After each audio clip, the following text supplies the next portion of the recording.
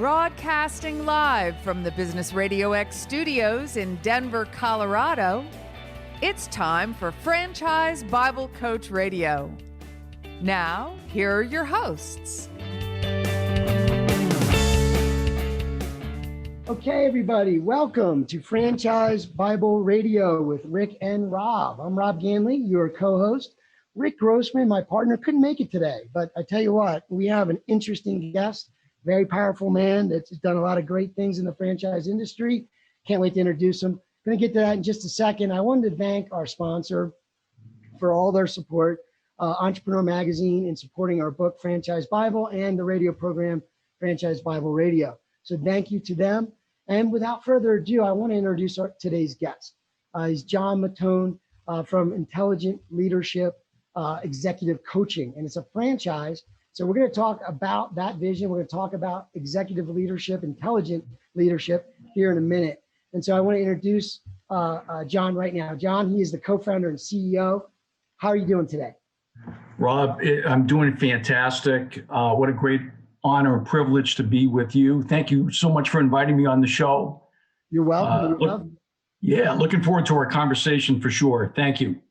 I feel like every time we have an interview, it is like the best time for an interview, given what we're all going through. Like, absolutely, I've seen a heightened level of innovation and leadership, right? So without further ado, let me just ask you, it's one of my favorite questions. How did you wind up where you are today? How did the brand come to be? How did this journey take you here as co-founder of this amazing franchise? Well, Rob, listen, I really appreciate that. So listen, it's been a very interesting journey. I'm 64 years old. I got a graduate degree in industrial psychology many, many years ago, going back about 40 years. And, started my career. I worked for a couple of big companies, Conoco in Houston. And basically around 29, 30 years old, I went to my wife, Gail, and I said, I would like to go start my own business, my own speaking business. And so the first iteration of my business was literally me speaking all over the world. And I delivered over 1,500 engagements and was traveling a lot. My wife and I raised 4 kids, and it became very, very difficult. About 6 years into that journey, it was pretty clear it wasn't working out. And my wife said, there's no money in the bank account here, so you're going to have to go get a job. And I remember flying to New York, Rob, and I did a speech, and I got a book opportunity, and I wrote a book, and the book was a big time failure. The book was called Success Yourself. Went back into the corporate world, finally at age 40 for 15 years. And those 15 years were pivotal to what has evolved in the last 2 or 3 years. It was 10 years ago when I literally had a calling to do something, to go back and do what I was put on the earth to do. And I made a decision that it was going to be executive coaching. And I had done some coaching, from age basically 50 to 54. And that's where I got the start. I started writing books. I wrote a bunch of bestsellers, started getting speaking engagements. I was hired by Steve Jobs, the late Steve Jobs, about a year before he died. And then got another significant coaching assignment with the late Roger Enrico at PepsiCo. And my brand has continued to grow. And it's interesting from a franchise standpoint. I would get feedback from executives all over the world. They say, John, you've got a franchisable model, your process of intelligent leadership executive coaching. And I'd hop on my airplane going back, I'd be in Dubai and I'd fly back home and I would just not pursue it. And then finally, it was about 2 years ago, I said, something, I really should look at franchising this thing. And so I met Terry.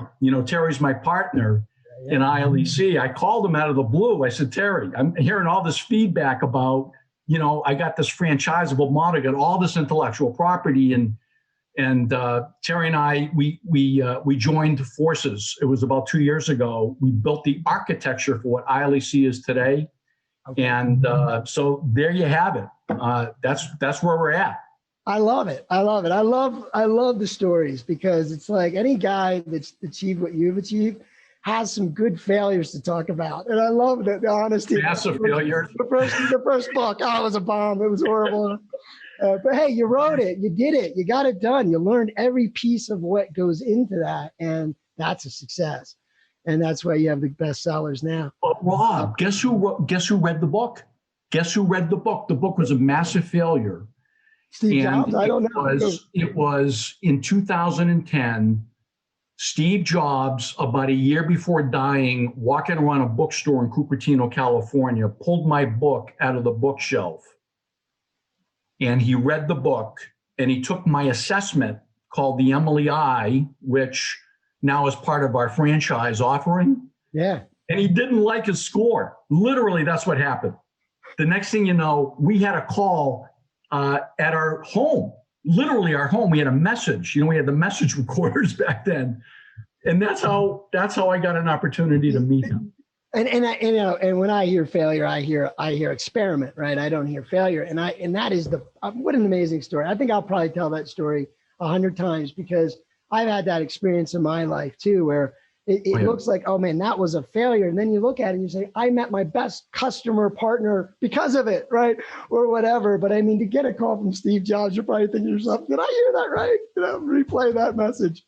Yeah. Oh man. It was an inflection point. There's no question. I feel very humbled. Some people have actually said to me, you got lucky, and I guess, at times I've thought about that, there was probably, certainly some luck involved, but I almost believe it was meant to be. I actually felt like it was just meant to be for us to connect, and because my opportunity to work with him was really honestly the foundation of what we call intelligent leadership executive coaching today. Yeah. The franchise opportunity that we're bringing to talented people, so they can bring it, to leaders and companies. It's unbelievable. Well, tell me more about that. Like in your comments about, at Franchise Bible, and Entrepreneur Franchise Advisors, we work a lot with businesses as well. And one of the things we tell a business owner is that do people tell you should franchise this, or they want to run a version of it, or that's like one of the first signs that you really need to think about that, right? So it's a tremendous way to distribute your vision and do it in an innovative way. But so tell me more about that. Tell me more about who you serve. Like, what exactly is this intelligent leadership coaching, and how do you serve folks through this franchise platform? We have a vision, and our vision was created very quickly. I think within 2 phone calls, Terry and I, and it's to change the world. One leader, one organization at a time. And it's by equipping our franchisees with the tools, the process, and the philosophy that we believe is missing in the world of leadership. And Rob, from your experience, we've got a massive gap in leadership right now in the world. It's certainly been intensified with the pandemic. Obviously, people working virtually, people feel very, very much alone. What I've learned in the last 10 years through my experiences that led to us building the architecture of what ILEC is today is that if you can strengthen an organization's leadership, it's literally an algorithm. And it's the same thing in our families, by the way. It's interesting, right? So families need leadership. So do organizations. So do sports teams. Any entity in the world that's going to drive transformative results, you've got to have great leadership, and you've got to possess the right talent on your team, and you've got to build a culture that ignites passion and drive and alignment. And so that's what's missing. And when you look at ILEC, we're so excited about it because we're providing our franchisees with a lot of content and processes and tools that they can bring to the marketplace. Literally, it doesn't matter what the organization is, Rob. It could be a small company, it could be a mid-sized company, it could be an entrepreneurial pursuit, it could be a Fortune 5. literally every organization in the world can benefit from an opportunity to work with one of our coaches. Wow. Yeah. No. So tell me a little bit more about that in light of this whole virtual world we're in, and in light of the stress that has been created because of it, like these leaders, right? These executives are now faced with challenges. Some of them are challenges of growing more than they expected. Others are challenges of contracting quite a bit. Digitalization, we talk about that a lot. Folks just not keeping up with change. How do you then take this leadership model? I mean, it seems to me like it's more in need now more than ever, because if you don't do it, you may be extinct in the next few years, right? So very accurate. Yeah. Yeah. Listen, you're tracking 100% with me on this. So I would say the philosophical differentiator of ILEC, and there's three, but the big one is that our inner core, our soul, if you will, drives our outer core. And when you look at the inner core, you look at things that really a lot of executives, a lot of leaders really honestly don't get in touch with. Self-concept, value system, character, positive thinking patterns, positive emotions, a belief, a conviction in the depths of your soul that you can make a difference. You know what I'm saying? There's a big difference between thinking that you can do something and truly believing it. Those are truly the igniters to performance, and it doesn't matter if you're an executive running a Fortune 5, if you're a parent and a family, whatever skills and behaviors that you need as a parent, we call that the outer core. If you look at a leader, you got to be a strategic thinker, critical thinker, right? None of those skills and behaviors automatically happen. It's all ignited from the inner core. ILEC is about literally helping leaders get in better touch with what's going on in the inside from a good standpoint, but also what are some of the things that could be holding them back? Maybe their thinking patterns are off. Maybe their character's off. And we don't want our franchisees to be psychologists. We've got a way to sort of get to that line that's magical, if you will, where the leader will make the decision to be vulnerable. They'll raise their hand and say, yes, I'm willing to work on this. And it's unbelievable what they end up exploring and finding out about their gifts and also things that could hold them back. And so to me, that's a big one, inner core drives outer core. Here's another one. In medicine, prescription before diagnosis is malpractice. Right. Well, it's the same thing in the work that we do. Right. And there's a lot of executive coaches out there who may not do their due diligence, who may not think like doctors. We think like doctors at ILEC. We do our due diligence.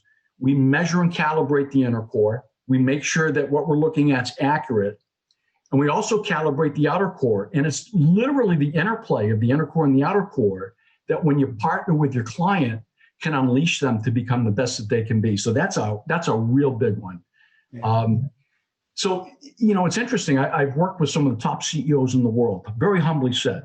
And some of these people, mid-60s, I get a phone call and they say, listen, I'm very successful, but I also realize that, it's disruptive out there. I need to get better. Isn't that amazing? Yeah. It's unbelievable, and I get chills when I get those phone calls. Well, I can tell you that these people are on another level, very, very talented, but they realize that they can get better. Yeah. And a lot of times it's not a massive change. A lot of times, more frequently, it's a very small change.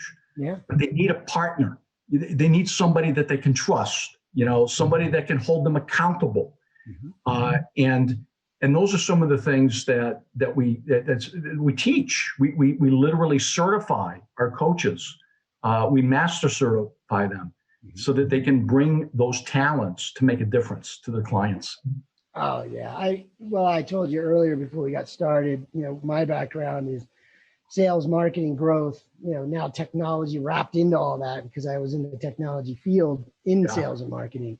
Sure. And I can't tell you how absolutely true. I mean, inner conviction having the right mindset, it could be just the simplest tweak, opens up a massive shift, right?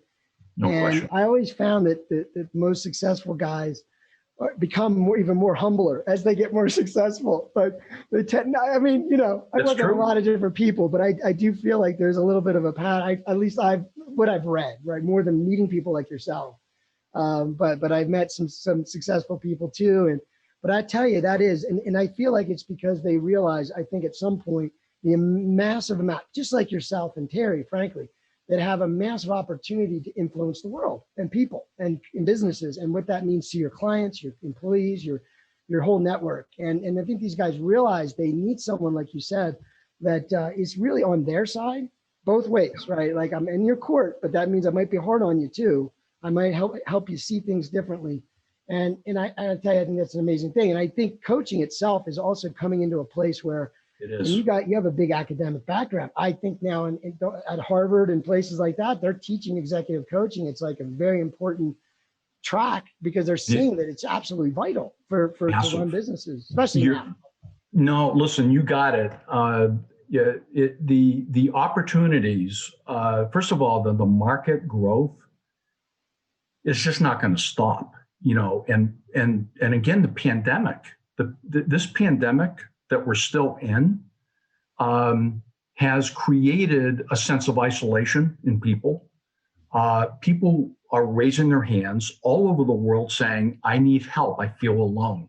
I need my manager. I need my organization that I work for. I'm proud to be part of this organization, but I need people who are willing to show their heart to me. Okay. I need a manager who's willing to over communicate with me, collaborate with me, you know.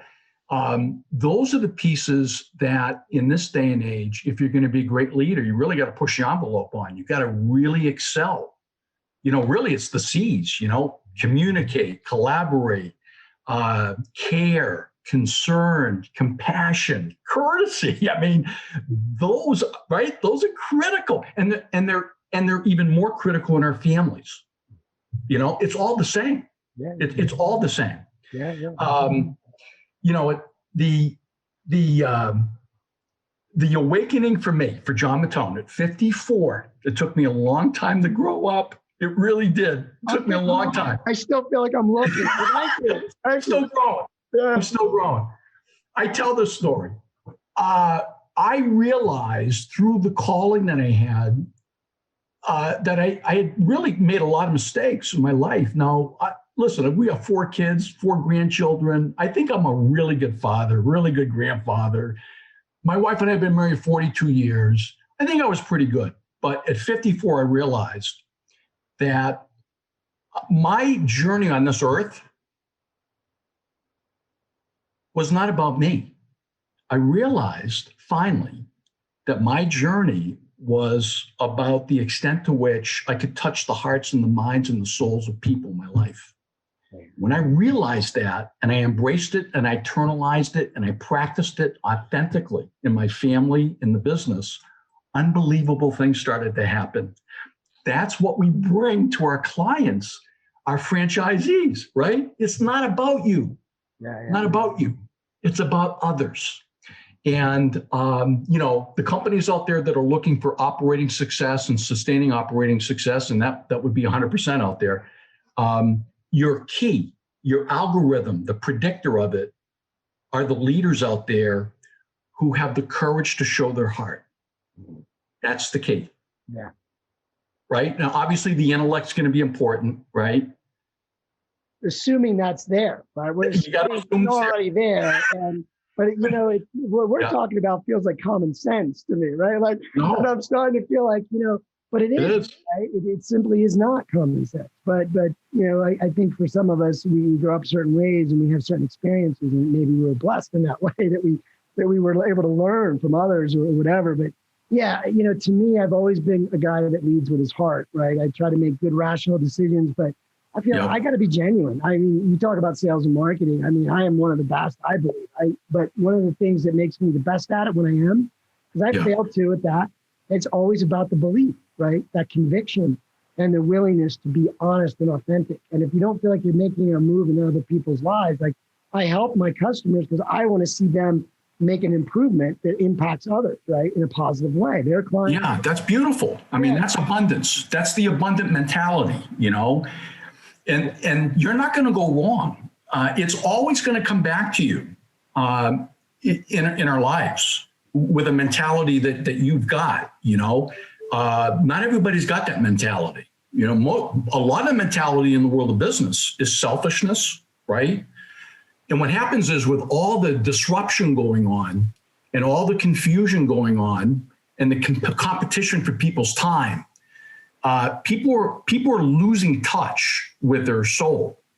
And when you can help somebody see the connection between balanced self-image, right, being vulnerable, operating with an impeccable value system, impeccable character, like you said very accurately, you've got to have a deep conviction about yourself, but you can't go too far. You've got to have a strong, quiet conviction about yourself without being overly flamboyant, because then you're going to lose the balance and then you're going to become arrogant, right? And then nobody wants to be around you. Mm-hmm. So to your point, right, it's a deep conviction counterbalanced by the vulnerability. Mm-hmm. So these are some of the things that, we equip our very talented franchisees with. And, listen, we've got, some really experienced executives, and what we do is we teach them intelligent leadership executive coaching. So when you take their pedigree with what we teach them, it's unbelievable what they can bring to their clients. Yeah, no, that is it. And again, combining the coaching model with franchising is a fantastic concept, right, in and of itself. I love both of them. Thank you. And but tell me a little bit, real quick. I was just thinking of this last year that we've all been through. Is there like a story that you feel like, whether it was one of your franchisees, just something that kind of encapsulates what we're talking about, plus the pandemic's influence on it? Is there a story that, or just something you want to share about, like what touched you, or an impact you made, or your team made, or your franchisees made in this last year? Is there something that jumps out at you? Well, this is interesting. It's an excellent question. So we're off to a really fast start. Okay, we've been around for a year, and we've got 11 franchisees, soon to have 12. Which is really, really good when you consider that we, Terry and I actually launched this at the beginning of a pandemic. What are we proud of? We're really, really proud, honestly, of all of them who are so, I would say, Rob, who have bought into this IL philosophy that I shared just a little bit about earlier.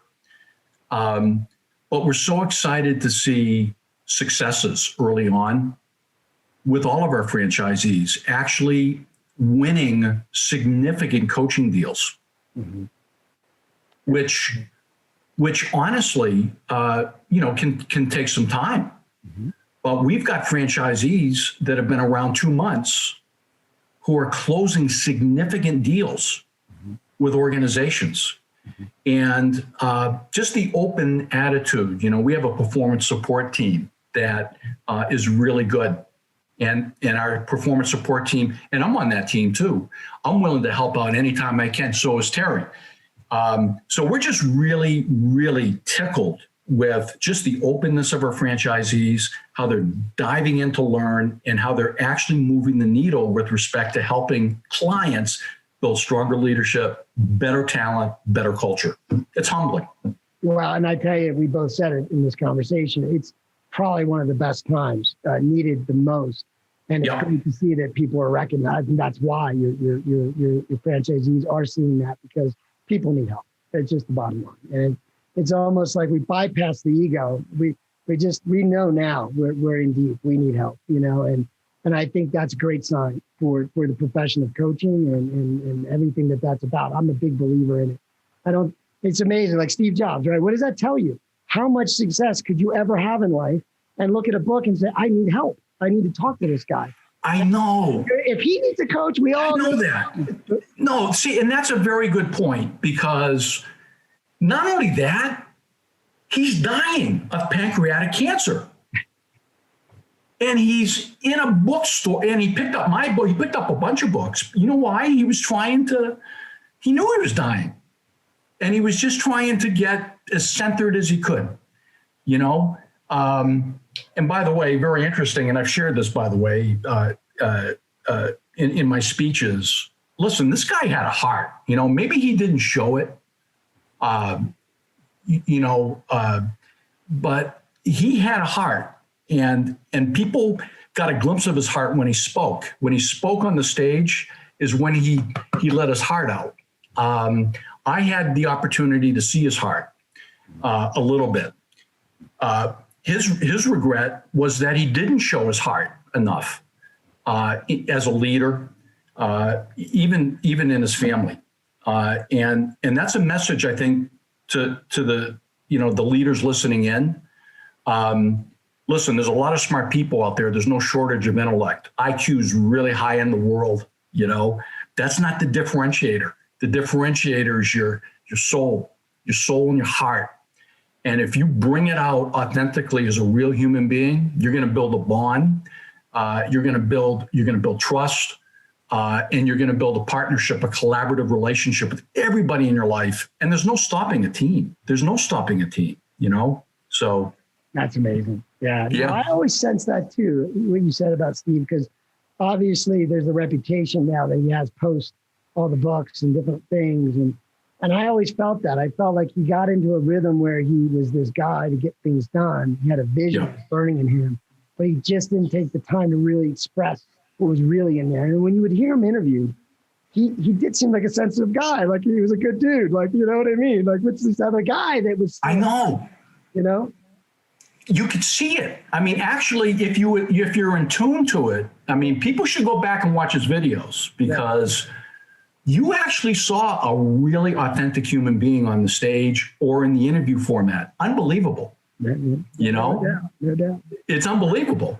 So he got into that zone in that situation, but when he was at work, he was in a totally different zone, really, honestly, very unaware of the impact that this had on people. You know, here's the thing. You can drive for results.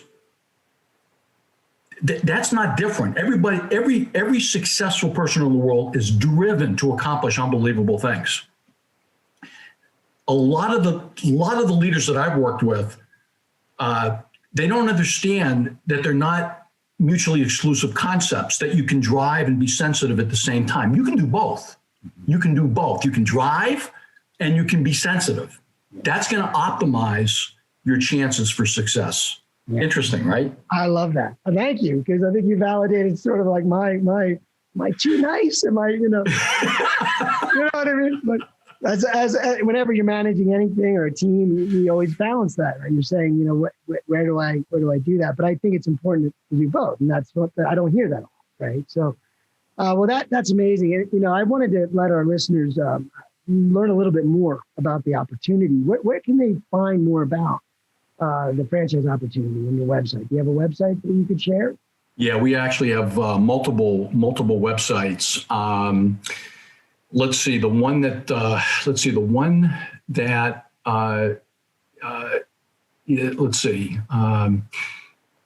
let's see, which one do I want to give?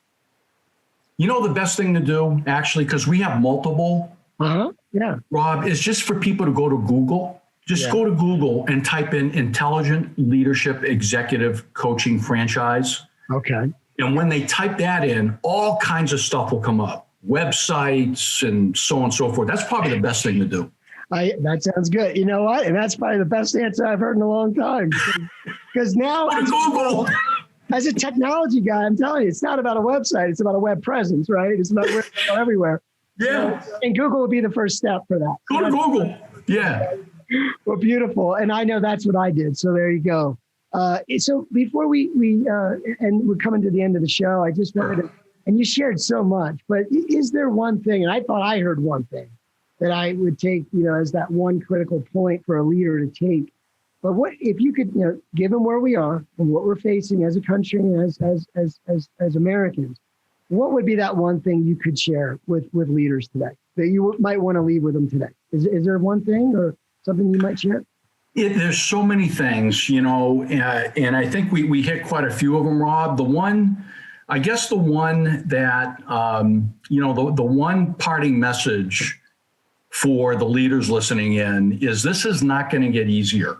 It is going to get infinitely, just 10x, 100x the challenges of leading people and igniting people to excel and sustain that mentality of making a difference. And this is true for our families too. I keep on drawing that connection to families because, we got to strengthen our families too. And it takes leadership to do it. I believe that, it's critical. Be proud of the gifts, and strengths that you've got. There's a lot of people out there who kind of take their gifts and strengths for granted. I'm sure you've seen people like that, hey, I've been given these gifts and strengths and, I've worked with some professional athletes, and what I really love about working with athletes, they never take their gifts for granted. They commit to polishing those gifts. And it's interesting in the world of leadership. I think we got to be really clear what our real differentiators are, what our strengths are, the gifts that we've been given, and let's commit to making those gifts and strengths even stronger tomorrow than they are today. Because honestly, if we do that, beautiful stuff's going to flow to the world, Now, I also believe that we do need to attend to gaps and weaknesses and so on and so forth. But we gotta take those gifts and strengths and just multiply them. So that's my message. Don't ever be proud of those gifts and strengths. They've served you well. And they should be able to serve you well into the future dealing with disruption. Well, that's well said. Well put. Thank you so much. I enjoy these talks. I really do. It's an honor for me to meet with folks like you. Thank you for what you're doing. I think the impact of coaching is you can't say enough about it. Having a franchise model behind it. Anyone listening, I'm a franchise guy and believe in the model, the success rate of franchising and the profession of coaching combined. Yep. And a guy like this that has created a lifetime worth of work, you've encapsulating these things. So amazing stuff. Yeah, and I'm going to keep an eye on things. I look forward to having you back on the show when you're over 100 franchisees. And there you go. You know what I mean? Let's get a few of these other tech guys under your leadership. How about we do that? I love it. Yeah. So anyway, it was great having you. Thank you so much. Everybody, John Mattone, it's a pleasure having you today. And bye for now. Thank you, Rob. Thank you, everybody.